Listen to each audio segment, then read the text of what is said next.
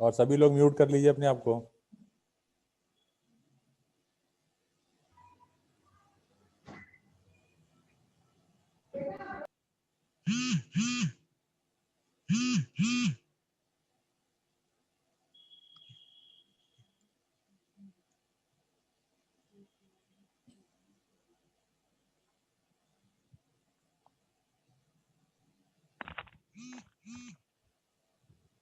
Mute करिए सभी लोग।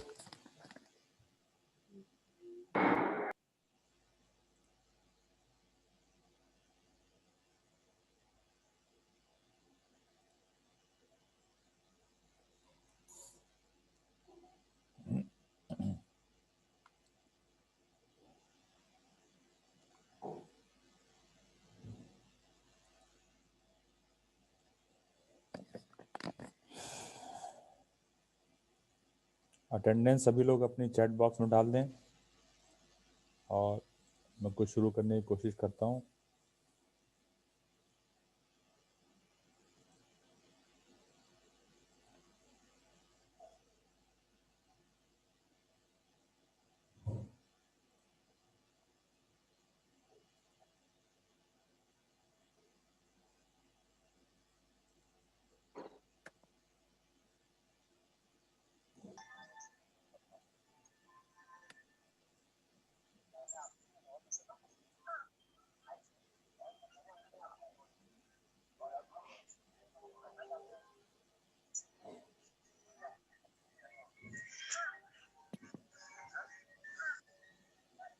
स्क्रीन दिख रही है आप लोगों को?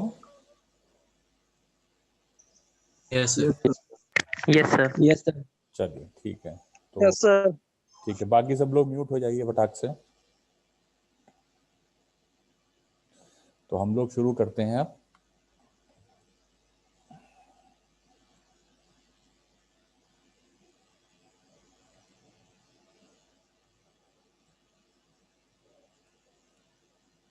और चूंकि ये मैंने पहले भी डिस्कस किया था, ये जो हमारा क्लास है ये फंडामेंटल का हम लोग कंबाइंड इसको डिस्कस कर रहे हैं। एमसी और बीटेक दोनों कंबाइंड लेके चल रहे हैं। तो इनिशियल लेवल पर हम इसमें थोड़ा सा फंडामेंटल भी पढ़ाएंगे और आप दोनों का हम कंबाइंड ही चलाएंगे, ठीक है। तो आज शुरुआत करते हैं पहले लेक्चर की। बाकी बीई के स्टूडेंट से मैं उनके ट्यूटोरियल क्लास में इंटरेक्शन करूंगा, अभी मेरे पास टाइम नहीं है। तो सबसे पहले हम शुरुआत कर रहे हैं कि साइज करना है।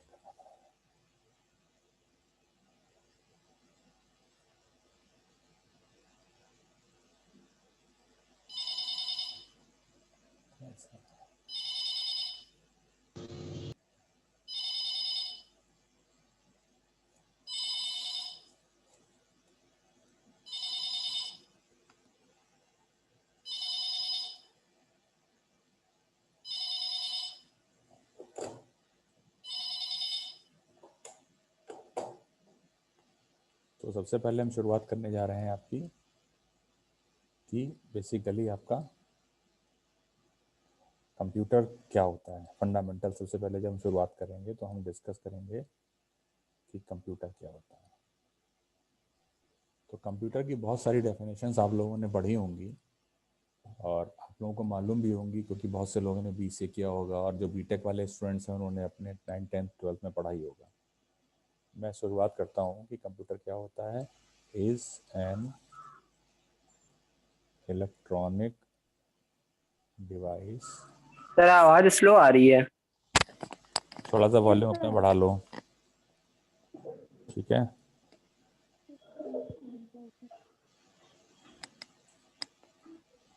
Is an electronic device. अब आ रही है? Yes sir. विच परफॉर्म्स, ठीक है ना, अर्थमेटिकल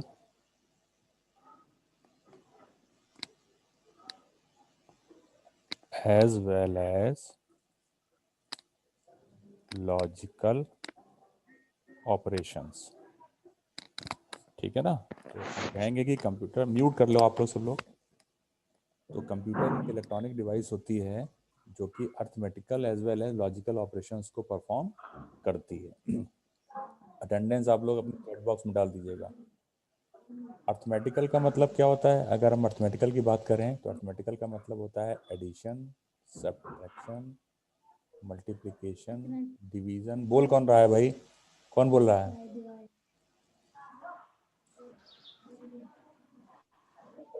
आप लोग अपने आप को म्यूट करिए भाई।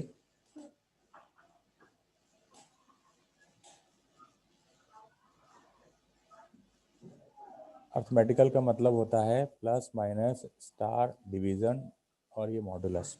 ये हमारे अर्थमेटिकल ऑपरेशंस होते हैं जो कि कंप्यूटर अब परफॉर्म कर सकता है। और लॉजिकल का मतलब होता है इट कैन टेक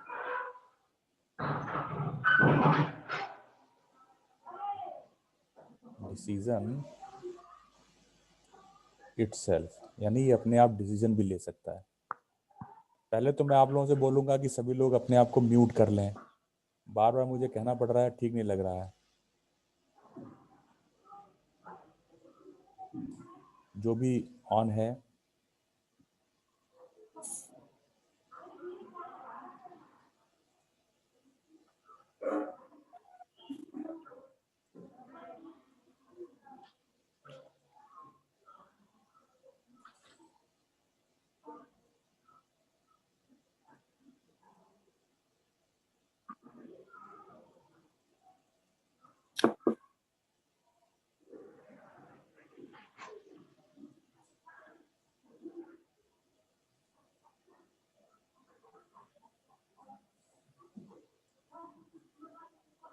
ठीक है।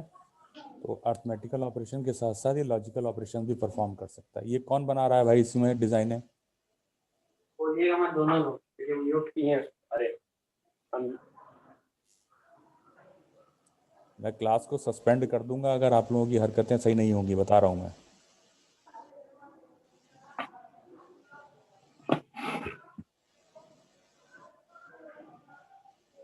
तो अर्थमेटिकल के साथ साथ लॉजिकल ऑपरेशन भी परफॉर्म कर सकता है। अब लॉजिकल ऑपरेशन का मतलब क्या होता है? मैंने लिखा हुआ है it can take decision itself. अब डिसीजन इटसेल्फ का मतलब क्या होता है कि कंप्यूटर के पास अपना कोई ब्रेन नहीं होता है। कंप्यूटर जो भी डिसीजन लेगा वो बेस्ड ऑन द कोड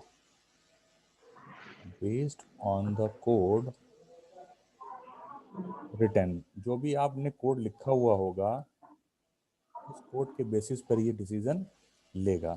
जैसे मान लीजिए डिसाइड करना है, आपने कोई प्रोग्राम बनाया हुआ है जिसमें आपने दो नंबर दिए हुए हैं 5 और 6, और कंप्यूटर को डिसाइड करना है, आपने कंडीशन लगाई हुई है if A is greater than B then L equals to A, else ये सी का कोड मैंने लिखा है एल इक्वल्स टू बी। तो इसका मतलब क्या हो गया है कि आपने एक कोड अपने प्रोग्राम में लिखा हुआ है, तो कंप्यूटर इस कोड के बेसिस पर ये डिसीजन ले सकता है अपने आप कि ए की वैल्यू बड़ी है या छोटी है। तो लॉजिकल डिसीजन का मतलब होता है कि अपने आप डिसीजन ले लेना ऑन द बेसिस ऑफ अपने आप डिसीजन लेना on the basis of the code written in your programme.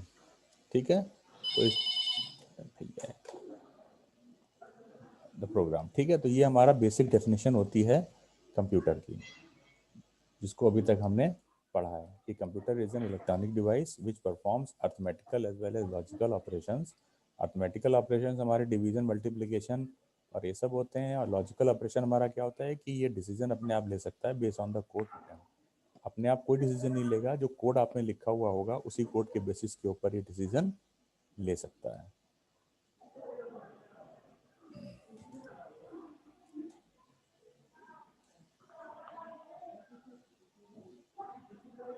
जिस किसी का भी भैया ऑन है आपका माइक, किसी का भी अगर ऑन है तो उसको ऑफ कर दो, मुझे डिस्टरबेंस क्रिएट हो रहा है यहाँ पर।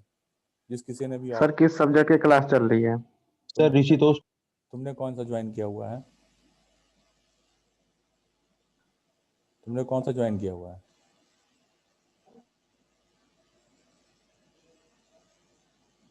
कौन से ब्रांच के हो बेटा तुम?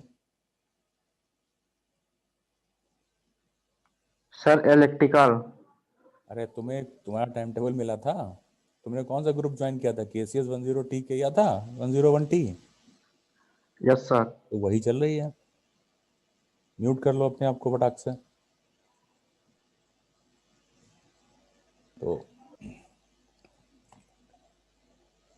तो arithmetical as well as logical operations को ये परफॉर्म कर सकता है। अपने आप डिसीजन तो कंप्यूटर ले सकता है, लेकिन कंडीशन केवल इतनी है कि डिसीजन ये अपने आप तभी लेगा जब आपने उस डिसीजन को लेने के लिए पहले से उसको कोई डायरेक्शंस दिए हुए होंगे, ठीक है ना। और ये डायरेक्शंस जो जनरली हम लोग देते हैं वो किसी ना किसी प्रोग्रामिंग लैंग्वेज में देते हैं, जो कि हम आगे पढ़ेंगे, ठीक है।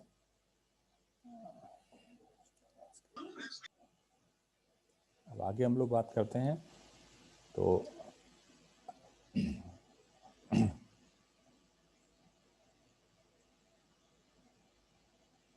विचित्र स्थिति है। तो हमारी डेफिनेशन हो गई कंप्यूटर की। कंप्यूटर की जो बेसिक लाइफ साइकिल होती है वो हमारी क्या होती है, अगर हम बात करें तो कंप्यूटर की लाइफ साइकिल और रियल लाइफ जो हमारी कोई भी प्रोसेसिंग होती है उसकी लाइफ साइकिल सेम ही होती है। आज फर्स्ट डे है, थोड़ा सा डिस्टर्बेंस ज़्यादा है, स्टूडेंट्स सेकेंड डे से समझ जाएंगे। तो लाइफ साइकिल क्या होती है, हम अगर कोई भी वर्क करते हैं सबसे पहले उस वर्क को करने के लिए कुछ इनपुट देना पड़ता है, फिर इनपुट देने के बाद कुछ प्रोसेसिंग होती है, और प्रोसेसिंग देने के बाद जो हमारा प्रोसेस डेटा होता है वो एज ए आउटपुट हमको मिल जाता है। ये हमारे एक कंप्यूटर की लाइफ साइकिल भी होती है। और साथ ही साथ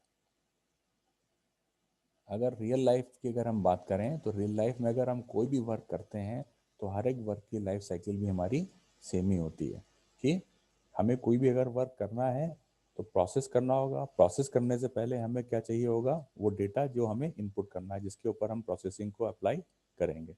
और जब अप्लाई कर देंगे प्रोसेसिंग को, अप्लाई करने के बाद जो रिजल्ट मिलेगा वो हमारा क्या हो जाएगा, आउटपुट।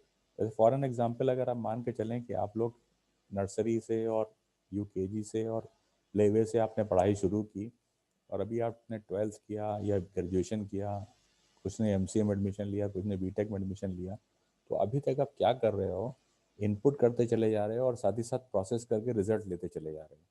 फाइनल आउटपुट कब मिलेगा, जब आप सारी एजुकेशन अपनी ख़त्म कर लोगे तो कहीं ना कहीं आप प्लेस हो जाओगे, that will be a final output.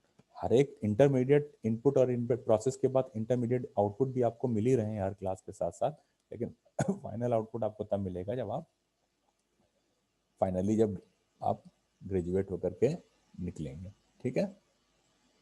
अब हम लोग आगे बात करते हैं अगला, कि कंप्यूटर्स जो अभी तक हमने पढ़ा है या जो कंप्यूटर हम आज की डेट में देख पा रहे हैं वो शुरू से ऐसा नहीं रहा होगा, ठीक है ना। शुरू से ऐसा, ये ड्राइंग बेटा कौन बना रहा है स्क्रीन के ऊपर, क्योंकि मैं अभी इसको ट्रैक कर लूंगा कौन कर रहा है और निकाल के उसको क्लास से बाहर कर दूंगा मैं।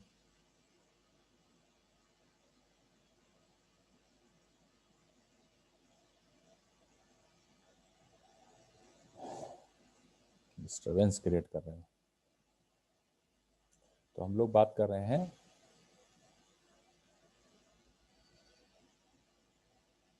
कि जो कंप्यूटर आज हम देख रहे हैं बेसिकली वो कंप्यूटर शुरू से ऐसा नहीं रहा होगा।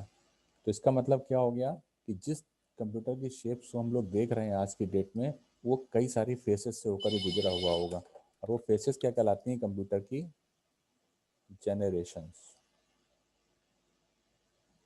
ठीक है। तो कंप्यूटर की जेनरेशंस जो होती हैं बेसिकली वो कितनी तरीके की होती हैं, 5 तरीके की जनरेशन हमारी हैं। एक first generation, second generation, third generation, fourth generation, और आपकी फाइनली हो जाती है एक फिफ्थ जनरेशन। यानी आज की डेट में जो हम लोग कंप्यूटर देख रहे हैं जिसमें हम लोग वर्किंग करते हैं, जब ये कंप्यूटर इनिशियली आया होगा तो उस तरीके से नहीं रहा होगा जिस तरीके से आज हम देख रहे हैं। जैसे ऐसे समझिए कि आज की डेट में हम लोग गाने सुनने का हम लोगों को बहुत शौक है, तो एक ज़माने में रेडियो आया था, ठीक है ना। रेडियो कितना बड़ा हुआ करता था, रेडियो कितना बड़ा हुआ करता था शुरू का, अगर देखें आज से 50-60 साल पहले रेडियो, तो वो क्या था उसमें वॉल्व की टेक्नोलॉजी इस्तेमाल होती थी, उसकी आउट प्रोसेसिंग अलग तरीके की होती थी। धीरे धीरे उस रेडियो में इन्हांसमेंट होते चले गए, टेक्नोलॉजी में परिवर्तन आते चले गए। अब आज की डेट में जो रेडियो आप सुन रहे हैं वो आपके मोबाइल डिवाइस में इनबिल्ट है। इवन अगर आप देखेंगे तो मार्केट में आपको बहुत छोटी छोटी चिप बेस्ड डिवाइसेस मिल जाएंगी जिसमें आप एफएम रेडियो और एएम रेडियो को सुन सकते हैं। तो इसका मतलब ये हुआ कि जो डिवाइस आज आप देख पा रहे हैं शुरू से वो डिवाइस ऐसी नहीं रही होगी, यानी उस डिवाइस ने कई सारी जनरेशन्स को क्रॉस किया होगा, जिसको क्रॉस करने के बाद आज की डेट में आप ये डिवाइसेस देख पा रहे हैं। तो सिमिलरली कंप्यूटर के साथ भी वही एप्लीकेबल है कि जिस जिस शेप में आज की डेट में हम कंप्यूटर को देख रहे हैं, इनिशियली उस शेप में कंप्यूटर नहीं था। तो उसकी भी कई सारी जनरेशन थी। तो पहली जनरेशन जो हमारे कंप्यूटर की थी वो थी 1946 से शुरू हुई थी और वो गई थी आपकी 1959 तक। यानी 1946 से लेकर के 1959 तक के बीच में जो कंप्यूटर इन्वेंट किए गए थे वो सारे के सारे किस जनरेशन को बिलोंग करते थे? फर्स्ट जनरेशन को। इसके बाद सेकंड जनरेशन हमारी शुरू हुई, वो शुरू हुई 1959 से, यानी शुरुआत 1959 से हो गई थी और ये जनरेशन हमारी गई 1964 तक। यानी पहली जनरेशन में जो कंप्यूटर्स इन्वेंट किए गए वो 1946 से शुरुआत होकर 1959 के बीच में जितने भी कंप्यूटर सिस्टम इन्वेंट किए गए उनको सबको हमने कैटेगराइज किया फर्स्ट जनरेशन के लिए। सिमिलरली जब 1959 से 1964 का बीच का जो पीरियड था कंप्यूटर्स के लिए वो कहलाया उनकी सेकेंड जनरेशन। उसके बाद अगला जो पीरियड आपका आया वो क्या है आपका 1964 से लेकर के 1971 तक, यानी ये जनरेशन के जो कंप्यूटर्स थे वो कहलाए हमारे थर्ड जनरेशन। उसके बाद आपका जो फोर्थ जनरेशन आया 1971 से लेकर के 1980 तक बोला गया इसको, और ये हमारी कहलाई फोर्थ जनरेशन। और जो फिफ्थ जनरेशन कहलाई है वो 1980 से लेकर के और टिल डेट, यानी अभी तक ये चल रही है। बेसिकली जो हम लोग कंप्यूटर्स आज की डेट में इस्तेमाल करते हैं वो सारे के सारे हमारे किस जनरेशन को बिलोंग करते हैं? फोर्थ जनरेशन को। अभी जनरेशन्स भी क्या हैं?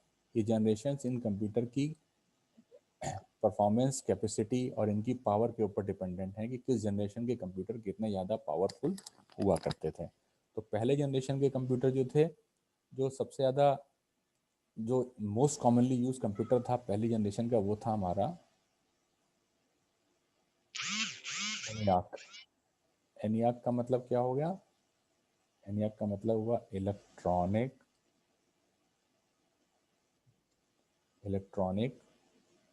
Numerical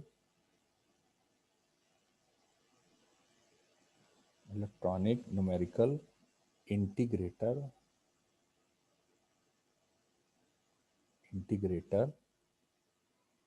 and calculator. Electronic numerical and calculator. आप लोग म्यूट कर लीजिए प्लीज़ अपने आप को। तो जो फर्स्ट जनरेशन में जो डिवाइस बन के आई थी सबसे पहले वो हमारी क्या थी? एनियाक थी। इसकी फुल फॉर्म थी electronic numerical integrator and calculator. तो ये डिवाइस हमारी फर्स्ट जनरेशन की कंप्यूटर थी। यानी ये कह सकते हैं कि हमारी पहले जनरेशन का एक ऐसा कंप्यूटर था जो सबसे ज़्यादा इस्तेमाल किया गया। अब फर्स्ट जनरेशन में जो आपने फर्स्ट जनरेशन देखी, सेकंड जनरेशन की बात की, थर्ड की, फोर्थ की, फिफ्थ की, तो ऑब्वियस सी बात है कि जो फर्स्ट जनरेशन में टेक्नोलॉजी इस्तेमाल की गई होगी वो सेकंड में नहीं होगी। यानी सेकंड में फर्स्ट से थोड़ी इनहांस रही होगी, फिर थर्ड में सेकंड से, फोर्थ में थर्ड से एंड फिफ्थ में फोर्थ से। तो इसका मतलब क्या हो गया कि कुछ तो ऐसा रहा होगा जो इस टेक्नोलॉजी को आगे लेकर के गया होगा। तो जो फर्स्ट जनरेशन के हमारे बेसिकली कंप्यूटर्स थे वो किस टेक्नोलॉजी का इस्तेमाल करते थे या उसमें क्या चीज़ इस्तेमाल होती थी, इसको हम डिस्कस कर लेते हैं। तो फर्स्ट जनरेशन का जो कंप्यूटर्स थे वो इस्तेमाल करते थे बेसिकली वैक्यूम ट्यूब्स का। Vacuum tubes. अब वैक्यूम ट्यूब्स क्या होती हैं? वैक्यूम ट्यूब्स एक वॉल्व टाइप का डिवाइस होती है। जैसे आप लोगों ने, अब बिल्कुल लेमैन के लैंग्वेज में अगर हम समझें तो वॉल्व्स तो आपको आज की डेट में देखने को मिलेंगे ही नहीं, लेकिन अगर आप बिल्कुल उसको रिलेट करने की अगर आप कोशिश करें तो जब भी बल्ब आते हैं आपके, तो जो फिलामेंट वाले बल्ब होते हैं तो उसमें क्या होता है, फिलामेंट बीच में लगा रहता है और उसी से इलेक्ट्रॉन एमिट होते हैं और वही इलेक्ट्रॉन्स क्या करते हैं, रोशनी को जनरेट करते हैं। बाकी सारी टेक्नोलॉजी और गैस वगैरह उसके अंदर भरी रहती हैं। तो सिमिलरली इसी तरीके की एक डिवाइस होती थी जिसको हम लोग बोलते थे वैक्यूम ट्यूब्स। मैं दिखाने की कोशिश करता हूँ, शायद आप लोगों को दिखे। ये देखिएगा, ये डिवाइस जो दिख रही है आपको, this is called vacuum tube, दिख रही है ना? Yes Yes, sir. sir. तो ये जो यस सर। Yes, sir. बस बस ठीक ठीक। तो ये डिवाइस जो बेसिकली थी वो हमारी क्या थी? वैक्यूम ट्यूब थी, ठीक है ना? तो इस वैक्यूम ट्यूब पे, ये वैक्यूम ट्यूब जो होती थी, ये जब हीट अप होती थी, जब इनमें हम इलेक्ट्रिसिटी सप्लाई करते थे, तो उसी से हीटिंग से ही ये इलेक्ट्रॉन्स को जनरेट करके डिवाइस को वर्क कराती थी। तो फर्स्ट जनरेशन में बेसिकली जो हमारा टेक्नोलॉजी बेसिकली यूज होती थी वो क्या थी? Vacuum tube. इसके साथ साथ और क्या क्या चीज़ें इस्तेमाल होती थी फर्स्ट जनरेशन में? इसके साथ साथ इस्तेमाल होता था आपका, जो और चीज़ें इस्तेमाल होती थी इस डिवाइस में, वो होती थी आपकी करीब करीब, जो वैक्यूम ट्यूब्स की जो नंबर थी वो कितनी थी? करीब करीब 18,000 थी। यानी इस एक कंप्यूटर में 18,000 अलग अलग साइज की वैक्यूम ट्यूब्स लगी हुई थी। उसके अलावा क्या था इसमें? 70,000 रजिस्टर्स लगे हुए थे। रजिस्टर्स तो आप लोगों ने देखे होंगे ना इलेक्ट्रॉनिक्स में, 3 टांगे होती हैं उसकी, सिलिकॉन का एक चिप होती है। इसी तरीके से करीब करीब 10,000 कैपेसिटर्स लगे हुए थे। लाओ दे वे ना, बंद करो इका। कैपेसिटर्स लगे होते थे, और करीब करीब इसमें 60,000 स्विचेस लगे हुए थे, ठीक है ना? तो जो चीज़ें इस्तेमाल हो रही थी वो क्या थी फर्स्ट जनरेशन के कंप्यूटर में? करीब करीब 18,000 vacuum tube, 70,000 register, 10,000 capacitor, 60,000 switches. अब इसको रखने के, इनका जो वेट होता था करीब करीब 27 टन्स का होता था। मैं फर्स्ट जनरेशन का कंप्यूटर की बात कर रहा हूँ। करीब करीब 150 वाट किलो वाट पावर कंजम्पशन था, ठीक है ना? और करीब करीब 2 रूम्स रिक्वायरमेंट थी इसको रखने के लिए, ठीक है ना, फर्स्ट जनरेशन के कंप्यूटर्स में।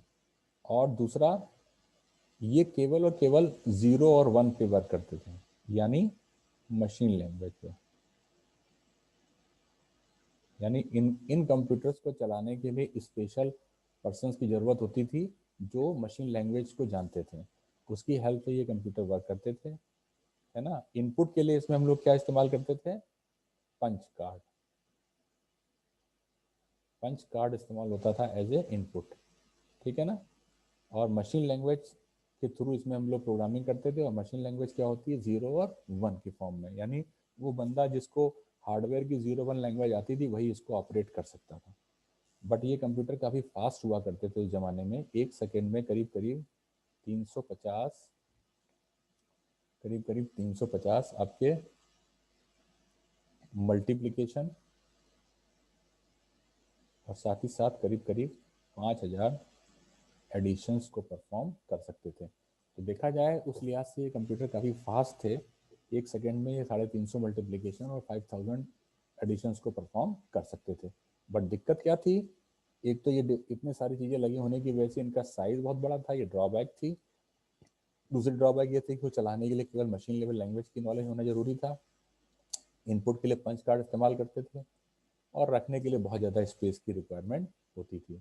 अब चूंकि इतनी ज़्यादा पावर कंजम्पशन करते थे, इतने बड़े साइज में होते थे, तो हीट भी बहुत ज़्यादा इमिट करते थे। तो उनको ठंडा रखने के लिए एक पाइप इनके ऊपर लगाए जाते थे जिसमें हमेशा वाटर फ्लो किया करता था। ये फर्स्ट जनरेशन के हमारे कंप्यूटर्स हुआ करते थे। इसके बाद जो नेक्स्ट जनरेशन हमारी आई, यानी सेकेंड जनरेशन जो हमारी आई। Excuse me sir. जी बोलिए। सर पंच कार्ड क्या होता है? पंच कार्ड बेटा इनपुट डिवाइस होती है, जो पहले हम लोग की चला करती थी। मैं देखूंगा, मेरे पास एक इसका रखा हुआ है। एक्चुअली में इस्तेमाल तो मैंने भी नहीं किया था, हमसे पहले की चीज़ें हैं ये। तो इनपुट करने के लिए क्या होता था? पंच कार्ड बेसिकली होता क्या है मैं आपको बताऊं। आप लोगों ने पोस्ट कार्ड देखा है ना, पहले डाक खाने में चला करता था चिट्ठीबाजी करने के लिए। Yes sir. Yes, sir. उस साइज का एक कार्ड होता था, और उसमें बहुत सारे डॉट्स बने रहते थे, ठीक है ना? अब हमको जैसे मान ली ए इनपुट करना है, तो उन पंच कार्ड में हम ए वाले डॉट्स को छेद बना दिया करते थे, और उसको मशीन के ऊपर रख दिया करते थे। तो उससे वो क्या करता था? ए को रीड कर लेता था। ए बी सी डी लिखना है तो ए और बी का शेप हमने उसमें डॉट्स को होल को आर पार कर दिया, तो क्या हो गया कि उसने वहां से रेस को पास करके ए बी सी डी को रीड कर लिया, है ना? इस तरीके से ये डिवाइस होती थी। मेरे पास एक रखा हुआ है पंच कार्ड, मैं कोशिश करूंगा अगर आज मिल जाए तो कल मैं आप लोगों को लाइव क्लास में उसको दिखाऊंगा कि कैसे होता है punch card. Clear? Excuse me sir. हाँ Yes, बोलिए। Good morning sir. Very good morning, बोलो। ये बुक के बारे में पूछना था सर, बता दीजिए कौन सी बुक खरीदें। बताएंगे। अभी ये लेक्चर हो जाए बताते हैं, ठीक है। अभी okay books, sir. Actually books के बारे में मैं सोच रहा हूँ कि आप लोगों का ट्यूट हो तभी डिस्कस कर लें डिटेल में, क्योंकि बी का ट्यूट अलग लूंगा मैं, एमसीए का अलग लूंगा, तो मैं उसी में डिटेल में डिस्कस करना चाह रहा था, ठीक है ना। Good morning sir. Very good morning. Sir myself Akhilesh Nigam. बोलिए बेटा। सर ये जो आपने अभी इसके ये वेट के बारे में बताया था, ये 27 टन्स का वेट है ना इसका। जी जी जी। सर इसका कंडेंसर जो है 150 किलोवाट का है। कंडेंसर नहीं, power consumption. Yes sir, power condenser 150 kilowatt. Condenser नहीं बेटा, कंजम्पशन। कंजम्पशन। हाँ हाँ हाँ, ठीक सर है। सॉरी सर, वो सुन नहीं पाए थे। कोई बात नहीं, ठीक है। म्यूट करिए तो। Yes sir. Okay. Yes sir, note कर लिए। नहीं, म्यूट भी कर लिए अपने आप को। देखिए बुक्स यस के लिए सर। ये है, फिलहाल आप लोग ऐसा कर सकते हैं कि वी राजा रमन की बुक आती है फंडामेंटल्स की, ठीक है ना। फंडामेंटल्स की बुक आती है वी राजा रमन की, ये आती है फंडामेंटल की, ठीक है ना। इसको आप रेफर कर सकते हैं। और सी प्रोग्रामिंग के लिए आप रेफर करिएगा, बहुत सारी बुक आती हैं आपकी, आती है लेटेस्ट सी आती है, यशवंत कानेटकर की, यशवंत कानेटकर की। इसके अलावा आती है आपकी ई बाला गुरु सामी की आती है बुक सी की, ठीक है ना। इसके अलावा जो हम चाहते हैं आप लोग जरूर पढ़िए, एक आती है गॉटफ्राइड की बुक, ये गॉटफ्राइड की सी की बुक आती है ना, सी सर प्रोग्राम। ये जो आप सारी बुकें बता रहे वो सी प्रोग्रामिंग के लिए है। बेटा ये फंडामेंटल की ऊपर वाली मैंने लिखा हुआ है, वी राजा रमन वाली, है ना। यस ये लेटेस्ट सी सी के लिए है, ई बाला गुरु स्वामी यस सर। सी के लिए है, और ये गॉटफ्राइड जो बता रहा हूँ ये भी सी की बुक है ना। अब मैंने यस सर। जिस समय मैंने पढ़ाई की तो मैंने तो इसी बुक को रेफर किया था, गॉटफ्राइड को। अकॉर्डिंग टू मी इससे अच्छी बुक कोई नहीं है मार्केट में, लेकिन फिर भी आप लोग क्या कर सकते हैं, ई बाला गुरु स्वामी को अगर लेंगे आप, ये वाली बुक जो बता रहा हूँ, ये बिगिनर्स के लिए बहुत अच्छी बुक है, ठीक है ना। बिगिनर्स के लिए आप ई बाला गुरु स्वामी बुक को रेफर कर सकते हैं। क्लियर। सर आप नोट्स तो लिखाइएगा ना। नोट्स हम इमला थोड़ा ना बोलेंगे बेटा, हम जो हमारे पास नोट्स होंगे हम गूगल क्लासरूम में शेयर कर देंगे, है ना। जो हमारे पास नोट्स होंगे वो गूगल क्लासरूम में शेयर कर देंगे, लेकिन बुक्स को आपको रेफर करना सर पड़ेगा। पीडीएफ भी शेयर कर दीजिएगा। हाँ बेटा, पीडीएफ ही करूंगा गूगल क्लासरूम में जो भी करूंगा ना, लेकिन फिर भी जो मैं बुक्स के नाम आपको बता रहा हूँ, इन बुक्स को आप लोग ले लीजिए। आप लोग इंजीनियर्स होने जा रहे हैं। अब आप लोग इमला वाली पढ़ाई छोड़ दीजिए कि डिक्टेशन बोलेंगे सर तो हम लिखेंगे। No, you are going to be engineers. आपके सर हाथ में पीडीएफ सर शेयर कर दीजिए। वो तो जो हमारे पास होगी वो हम कर देंगे, वो तो हम करेंगे ही करेंगे, लेकिन आप लोग भी तो कुछ एफर्ट्स करेंगे कि नहीं करेंगे। तो आप, yes sir. हाँ तो आप लोग बुक्स को, सभी लोग बी वाले भी और एमसीए वाले भी बुक्स जरूर लीजिए, और बुक्स को अपना साथी बनाइए, क्योंकि आने वाले समय में जब आप इंडस्ट्री में जाएंगे तो आपको हर समय कुछ सिखाने के लिए नहीं रहेगा, लेकिन अगर आपको बुक्स पढ़ने की आदत होगी तो आप सब कुछ कर सकते हैं। Got it. तो इसलिए आप क्या करिए, सी के लिए ये वाली बुक रेफर कर सकते हैं फिलहाल के लिए, भी बालागुरु स्वामी। और जिनको आता है वो इस बुक को भी रेफर कर सकते हैं वेबसाइट। बाकी ये तीनों ही बुक बहुत अच्छी, बालागुरु स्वामी, लेटेस्ट सी वाली जो यशवंत की, प्रोग्रामिंग की एनसीसी बालागुरु स्वामी की, प्रोग्रामिंग की वेबसाइट, ये सर ये तीनों बुक। बालाजी वाली पूरी नाम बता दी सर, इसको क्या है? ई बाला गुरु स्वामी, ई डॉट BALAGURUSAMI, ठीक है ना। तो आप गूगल पे सर्च करोगे तो सही मिल जाएगी, मार्केट में तो मिल ही जाएगी, ठीक है ना। और जैसे बाकी लोग इन तीनों बुक को आप रेफर कर सकते हैं, सी के लिए और फंडामेंटल के लिए वी राजा ले लीजिए, या पर्याप्त, बाकी कुछ नहीं है, ठीक है। सर आपकी वॉइस बहुत स्लो आ रही है। बेटा थोड़ा सा सर आप माइक ठीक कर लीजिए सर, आपका माइक इशू कर रहा है। नहीं, मेरा माइक बिल्कुल इशू नहीं कर रहा, मैंने बहुत अच्छा माइक लगा हुआ है, ठीक है। नहीं सर, सर आपकी वॉइस नहीं आ रही है सर। अब आ रही सबको है, ही प्रॉब्लम हो रही है। अब आ रही है, बहुत यस सर। स्लो है सर आपकी वॉइस। ठीक है, कोई बात नहीं, तेज हो जाएगी, ठीक है। थोड़ा सा आप लोग अपना वॉल्यूम बढ़ा लीजिए सर यहाँ वॉल्यूम पे, अप है। ठीक है चलो, फुल है सर। ठीक ठीक ठीक, ठीक है। तो ये हमारा हो गया आज का। अभी हम आगे इसको डिस्कस करेंगे कल, क्योंकि अब हमारे यहाँ ये हमने बुक्स आपको बता दी, आप लोग इसको रेफर कर लीजिए, इनको आप परचेज भी कर सकते हैं, परचेज कर ही लीजिए, ज़्यादा अच्छा है आप लोगों के लिए।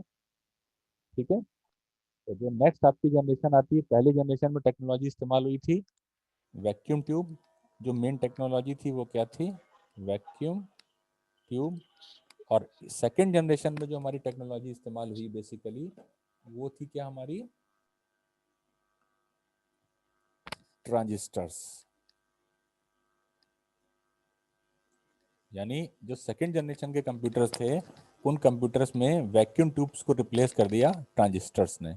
अब ट्रांजिस्टर्स क्योंकि साइज में छोटे होते थे इसलिए इन्होंने स्पेस भी थोड़ा कम ऑक्यूपाई किया और और इससे थोड़ा सा साइज में रिडक्शन तो हुआ और परफॉर्मेंस भी बेटर हुई, बट बहुत ज़्यादा सिग्निफिकेंट चेंज नहीं आया। थर्ड जनरेशन में जो टेक्नोलॉजी इस्तेमाल हुई वो कौन सी हुई? आईसी, तो हम लोग बोलते हैं इंटीग्रेटेड सर्किट। ठीक है ना? इंटीग्रेटेड सर्किट क्या करती है? इस आईसी ने क्या किया? बहुत सारे ट्रांजिस्टर्स को रिप्लेस कर दिया। ठीक है ना, बहुत सारे ट्रांजिस्टर्स को रिप्लेस कर दिया। अब आईसी कैसे होती है मैं आपको दिखा रहा हूँ। देखिए कुछ इस तरीके की हमारी डिवाइस होती है, इसको हम लोग आईसी बोलते हैं। आप लोगों ने काफी देखा होगा इसको ना। अब ये आईसी क्या करती है? जैसे मान लीजिए सेकंड जनरेशन में 100 ट्रांजिस्टर्स मिलकर के जो काम करा करते थे उस 100 ट्रांजिस्टर्स के काम को एक एक आईसी ने रिप्लेस कर दिया। यानी जो 100 ट्रांजिस्टर्स को लगाने के लिए हमें जो बोर्ड में स्पेस की रिक्वायरमेंट होती थी वो एक छोटी सी आईसी ने रिप्लेस कर दी, तो हमारी साइज में काफी रिडक्शन हुआ, परफॉर्मेंस बेटर हुई हमारे कंप्यूटर। हाँ बताइए। मतलब sir 100 transistors is equal to 1 IC. हाँ मैं एक एग्जांपल दे रहा हूँ, मैं एक एग्जांपल दे रहा यस हूँ। इट्स एन एग्जांपल, है ना, वो कुछ भी हो सकता है। ठीक है ना, इट्स एन एग्जांपल कि मान लीजिए लेट कि अगर जो काम 100 ट्रांजिस्टर्स करा करते थे और उसको लगाने के लिए हमें जितनी स्पेस की आवश्यकता होती थी बोर्ड में उसको हमने किससे रिप्लेस कर दिया? एक आईसी से। तो ये आपको सिर्फ बताने के लिए है कि अगर एक आईसी जो इतने सारे बोर्ड की जरूरत पड़ती थी स्पेस की, उसकी जगह केवल इतना स्पेस अगर रिक्वायर्ड रह गया तो हमारे कंप्यूटर की साइज में सिग्निफिकेंट चेंज आया। ठीक है ना। अब जो अगला फोर्थ जनरेशन में क्या हुआ? फोर्थ जनरेशन में हमारा आया VLSI। VLSI का मतलब होता है very large scale integrated circuit.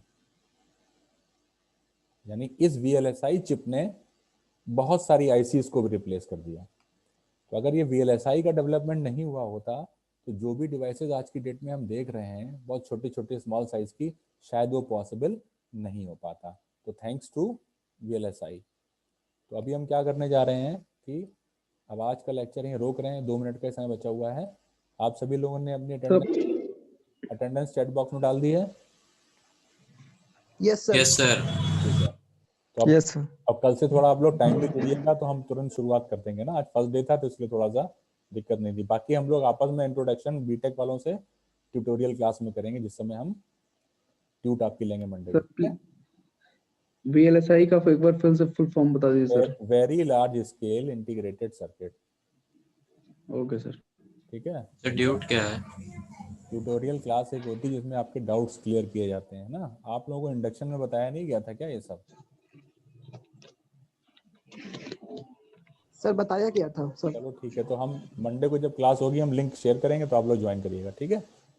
Yes sir. Sir आज आपने तो सी नहीं पढ़ाई। क्या बेटा? सर आज आपने सी पढ़ाई ही नहीं। कौन बोल रहा है? आकांक्षा सिंह। कौन से, बीटेक से कि MCA से? MCA sir. तो बेटा मैंने कुछ बोला था ना आपको कि शुरू में फंडामेंटल पढ़ाऊंगा उसके बाद सी शुरू करूंगा। दोनों चीजें एक साथ थोड़ा शुरू कर दूंगा। अब मैं जिस तरीके से पढ़ा रहा हूँ आप लोग उस तरीके से पढ़िए। ठीक है ना, आप बस क्या पढ़ा रहा हूँ उसको फॉलो करिए बस। Okay sir. Okay bye. Thank you sir. Sir thank you sir. Okay bye.